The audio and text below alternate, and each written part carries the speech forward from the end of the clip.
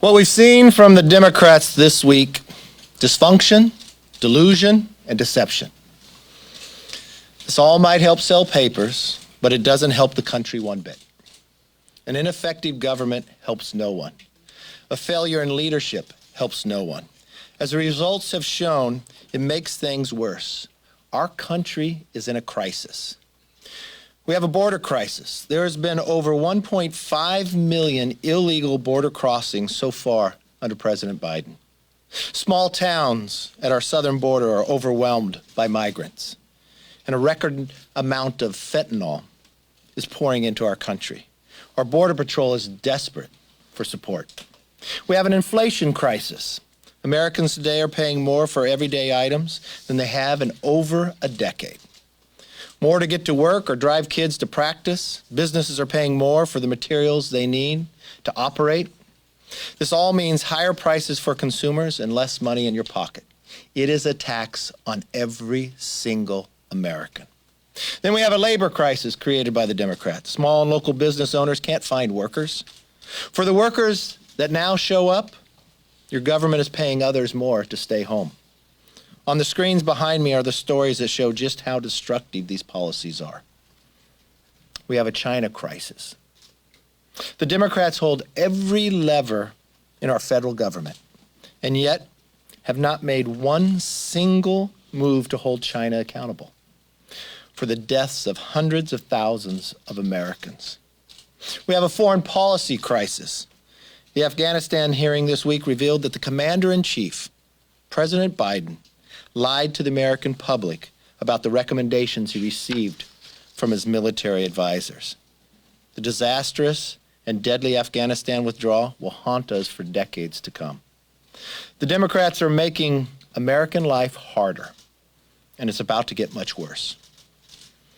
So I'm making this promise right here and now. Republicans will investigate our government's failure to keep us safe at home and abroad. We'll do this because the consequences of their failures are what the American people deal with every single day. We know that the Democrats are doing everything in their power to prevent Congress from doing real oversight. But that will end the minute Republicans take back the majority. The Democrats have forgotten that we're supposed to focus on the people, not us. But for the past several months, that's what Democrats have done. They have wasted the American people's time. They've lied every step of the way. President Biden said no one making under $400,000 will see their federal taxes go up. That's a lie, just like he lied about Afghanistan. In fact, under his plan, an average family who earns over $50,000 will see a tax increase. Joe Biden and Nancy Pelosi said this bill will cost $0, zero. I don't know if that's Common Core math or not, but that's a lie. Their tax and spend plan costs $4.3 trillion. It might not cost nothing to the elites who think they'll vote for it, but it'll cost almost every single American that are hard-earned taxpayers money for it. And now Democrats want to spy on anything you buy that costs $600 or more. Government wants to know what you're doing with your money. By hiring 85,000 new IRS agents to dig through every aspect of your life, the Democrats want to enlist a bureaucratic army to achieve their goal of a big government socialist nation. So instead of waking up to a country in crisis, Democrats are asleep at the wheel and leading us to an unrecognizable future. Our country is in a crisis, and it's time the Democrats focus and fix it. With that, let's open up. Yes, ma'am. So it sounds like Speaker Pelosi is moving forward with bringing the bipartisan bill to the floor. How confident are you that you have enough members that aren't going to put that over the edge with how hard you guys have been whipping against it? Well, the question will be more so for the Speaker. If she was so confident, I thought we were having that vote on Monday. Are we still having that vote today? I'm not sure.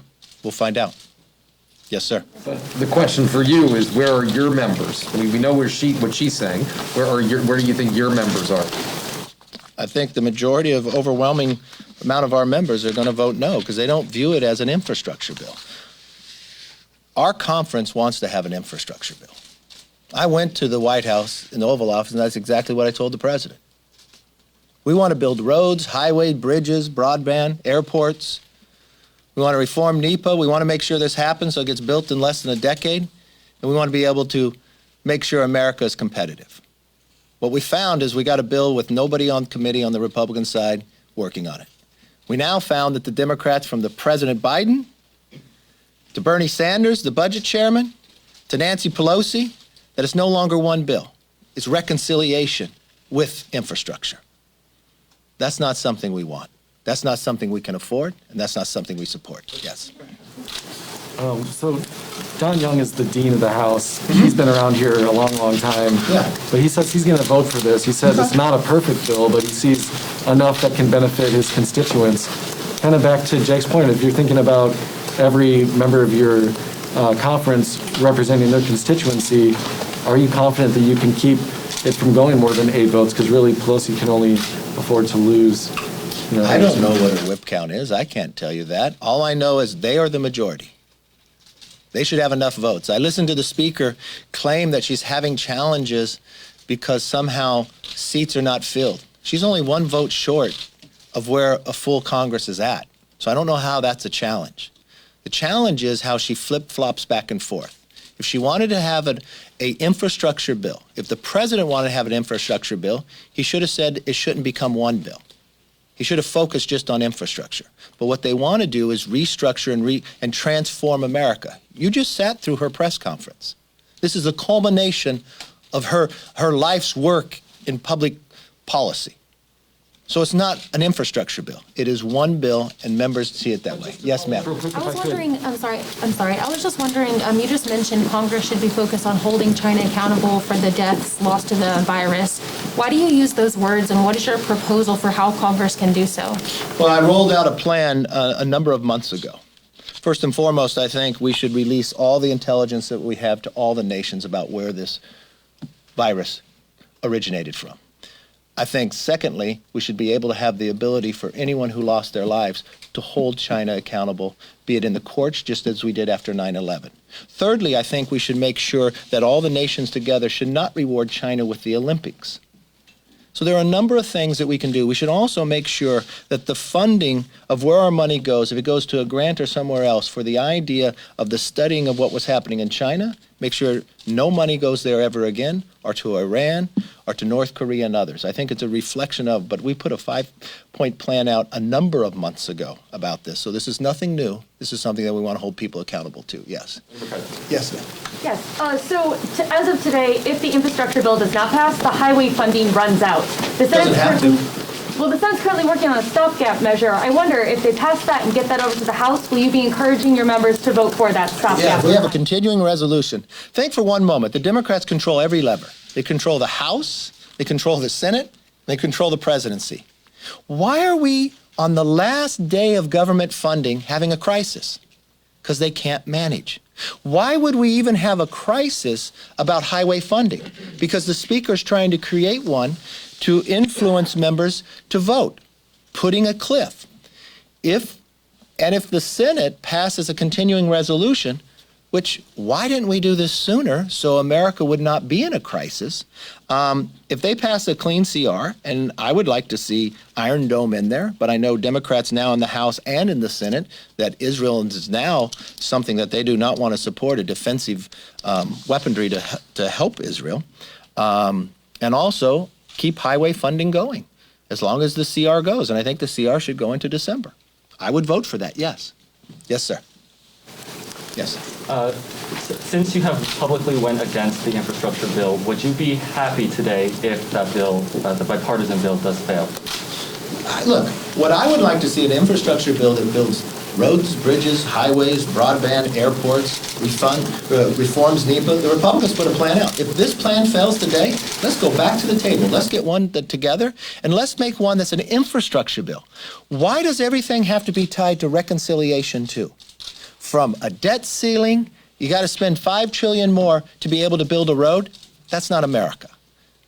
That's wanting to control everything we do. Now, inside this bill, they want to look at any time you spend more than $600 to every single American. Why does the government have a right to know that? Why do they? If you buy a new car, they have to know? You take your kids to Disney World, they need to know? I don't think so. But that's what they want, an all-encompassing. So when you vote for a reconciliation, if you vote for infrastructure, it's all one bill, based upon what the president said, based upon what Speaker Pelosi said, based upon what Bernie Sanders said. Bernie Sanders is tweeting not to vote for it. Yes, sir. But then why did many Senate Republicans still vote for the infrastructure bill then? I think that was a different time and a different place, and I think it was a while back. It was the Speaker who tied it together. It was the Speaker who said she was hold it. It was the Speaker Pelosi who said yesterday, you cannot vote on infrastructure until they get the reconciliation and the language. It was the Speaker who promised the moderates that they would be able to move forward, to deem reconciliation going forward, because they would have a vote last Monday. We didn't have that vote. Time and again. Unfortunately, we're not in the majority. I would promise you this. If we were in the majority, it would be different. We would have an infrastructure bill just only about infrastructure. I think America would like that. Yes, ma'am. So you're just following up on all of this. Are you whipping the infrastructure vote that Pelosi says she's planning for today? And for members who do vote for it, what would be the consequences? What is your rhetoric going to be like? What is your message about those Republicans? My conversation is no different today as it will be tomorrow. Members get elected here, explain to the members what's going on, that this bill is fundamentally different. If they brought just an infrastructure bill by itself up, you would find overwhelmingly Republicans want to work with you and get one through. Yes, sir. Yes, sir. Go ahead. Go ahead. Go ahead. Senator McCarthy, one of the members of your caucus, Representative Liz Cheney, said earlier this week she was wrong to have opposed same-sex marriage. Have their views changed after having opposed same-sex marriage? Look, same-sex marriage is the law of the land, and it's what America holds, and that's the law of the land. There's no difference. It's the law of the land. I support the law of the land. I don't see how that's different. I don't see how that's news. Yes. Democrats have floated changing the debt ceiling process so Congress doesn't have to vote on it every single time. How do you feel about changing that so we could just spend more and more? It's interesting to me that the credit cards are completely maxed out. And the answer the Democrats have is not to find a way to pay them off, but find a way to get another credit card and get a higher limit. Their only action of why they want to raise this is to spend more money that we spent to save us during World War II. And that's what they're fighting for. And so they're creating crisis after crisis to try to force people to vote that. They control every lever of Congress. Every lever of government, from Congress to Senate to the White House. And we're sitting here on September 30th, when government funding is going to run out, on whether we're going to get a continuing resolution. They've got the letter so they know when the debt limit goes. You got Secretary Yellen saying it's October 18th. But if they pass the bill today, it's no longer October 18th. Because of the automatic funding that's going to go forward, it's even closer. Why, if you controlled all, why wouldn't your priority be to have a plan to solve that first? Because they want to create another crisis. It is the one definition of the last election when Democrats took over. It doesn't matter if it's the border, Afghanistan, from China, to now the simple funding of government from one year to the next. The Democrats have made everything a crisis. Thank you very much. Isn't there a risk to Republican